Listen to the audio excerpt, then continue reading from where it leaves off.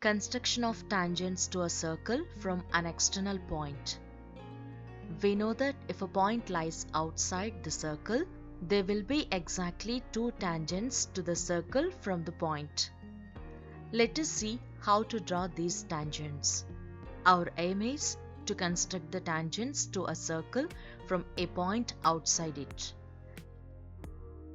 Given that a circle with center O and a point P exterior to it. Procedure 1.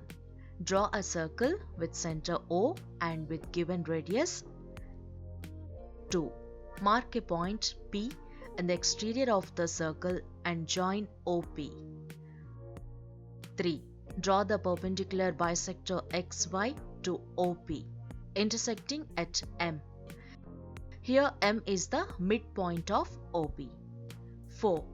Taking M as center and PM or MO as radius, draw a circle which intersects the given circle at the points A and B.